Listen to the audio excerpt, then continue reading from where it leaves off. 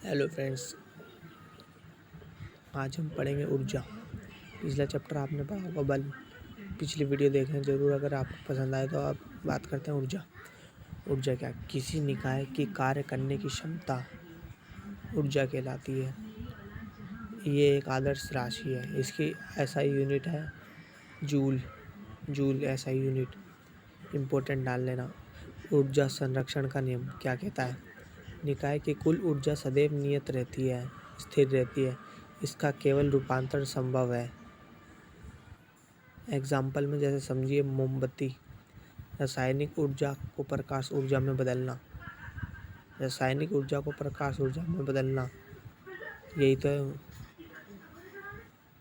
और अब जनित्र, यांत्रिक ऊर्जा को विद्युत ऊर्जा में बदलना। निकाय की कुल ऊर्जा गतिज ऊर्जा प्लस स्थिर ऊर्जा का मिलाव है कुल ऊर्जा। गतिज ऊर्जा और स्थिर ऊर्जा का मिलाव है कुल ऊर्जा। किसी निकाय की गति के कारण प्राप्त ऊर्जा गतिज ऊर्जा कहलाती है। किसी निकाय की गति के कारण प्राप्त ऊर्जा, जब गति करती है उसकी जो ऊर्जा प्राप्त होती है उसे गतिज ऊर्जा कहते हैं। अब किसी निकाय की गतिज तथा स्थिर ऊर्जा सदैव एक दूसरे के व्युत्क्रम होती है। गतिज ऊर्जा की क्या है फॉर्मूला है? Kinetic energy 1/2/mv²। एग्जाम्पल में जैसे आप समझिए, अगर फॉर्मूले बेसिस थे कि समुद्री लहरों से प्राप्त ऊर्जा पवन ऊर्जा में होती है। ऊर्जा नहीं, ऊंचाई से गिरते हुए पिंड से प्राप्त ऊर्जा, ये भी। अब दूसरा स्थिर स्थिति ऊर्जा, किसी निकाय से की अवस्था में परिवर्तन से प्राप्त ऊर्जा। इसका फॉर्मूला mgh, P=mgh। एग्जाम्पल मतलब जैसे बांध बनाकर जल से प्राप्त ऊर्जा लेना, धनुष की डोरी से संचित ऊर्जा लेना। अब स्प्रिंग में स्थिर ऊर्जा का मान 1/2 kx² से प्राप्त किया जाता है। और k स्प्रिंग नियंत्रण, x की मतलब है अवस्था में परिवर्तन। अब दूसरा पॉइंट है, यदि किसी m द्रव्यमान के पिंड को पृथ्वी धरातल से h मतलब ऊंचाई से स्वतंत्रता मतलब बिना कुछ पकड़े और किसी जोर के फेंके जाए तो गिराया जाए तो वस्तु द्वारा प्राप्त किया गया अधिकतम वेग वेलोसिटी √2gh होता है। अब ऊर्जा संवेग संबंध P=mv, ये फॉर्मूला देख लीजिए, आपकी है काम आ जाएगा, समझ में आया। अब दूसरा करता हूँ कार्य ऊर्जा संबंध।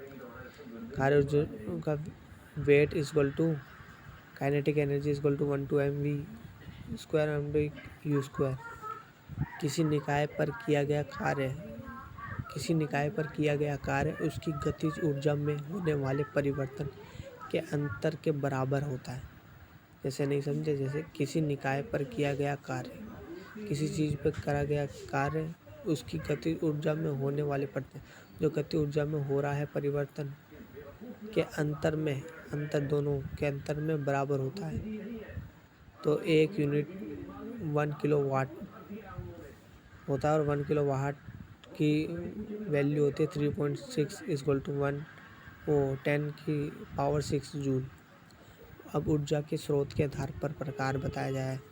अनवीनकरण और नवीनकरण। जैसे अनवीनकरण का मतलब होता है वह ऊर्जा के स्रोत जिन्हें एक बार समाप्त होने पर दोबारा नहीं बनाया जा सकता। अनवीनकरण वह ऊर्जा के स्रोत जिन्हें एक बार समाप्त होने पर दोबारा नहीं बनाया जा सकता। जैसे कोयला एक बार खर्च हो गया तो उसे दोबारा नहीं कर सकते। प्राकृतिक गैस को भी, प्राकृतिक तेल या परमाणु ऊर्जा भी है, उसे दोबारा नहीं बनाया जा सकता। अब नवीनीकरण ऊर्जा वह स्रोत जिन्हें पुनः ऊर्जा उत्पादन प्राप्त किया जा सकता है, उनसे ऊर्जा लिया जा सकता है दोबारा।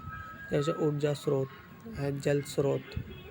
ऊर्जा के कुछ ऐसे स्रोत है जैसे जल स्रोत, सौर ऊर्जा, सूरज से लेकर आए हुए ऊर्जा प्राप्त कर सकते हैं। फिर कहते हैं बायोगैस, बायोमास, भूतापीय ऊर्जा, ज्वारीय ऊर्जा। अब करते हैं प्रदूषणकारी और अप्रदूषणकारी। ये तो आप समझ गए होंगे बोलते ही। प्रदूषणकारी वे ऊर्जा के स्रोत जो वायुमंडल में प्रदूषण फैलाते हैं, जैसे कोयला, प्राकृतिक गैस, प्राकृतिक तेल और परमाणु ऊर्जा, बायोमास। अब अप्रदूषणकारी वे ऊर्जा के स्रोत जिनसे प्रदूषण नहीं होता, जैसे जल ऊर्जा, ज्वारीय ऊर्जा, पवन ऊर्जा, सौर ऊर्जा, समुद्री तापीय ऊर्जा। अपरंपरागत ऊर्जा और गैर परंपरागत ऊर्जा। वे ऊर्जा के स्रोत जो प्राचीन समय से ऊर्जा के स्रोत के रूप में उपयोग किए जाते हैं। वे स्रोत परंपरागत स्रोत वे ऊर्जा के स्रोत जो प्राचीन समय से ऊर्जा के स्रोत के रूप में उपयोग किए जाते हैं, तो बहुत सालों से चलते आ रहे हैं। जैसे कोयला बहुत सालों से, प्राकृतिक गैस भी बहुत सालों से, प्राकृतिक तेल, तापीय ऊर्जा या बहुत सालों से, और एक यह 5 किलोमीटर से उच्च जलीय विद्युत ऊर्जा।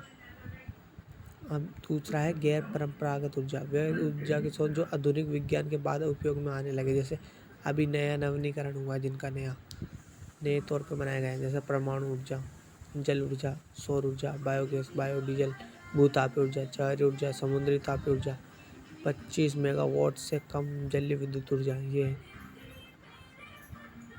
बताए गए हैं। तो आप वीडियो पसंद आए तो जरूर लाइक करें। Thank you.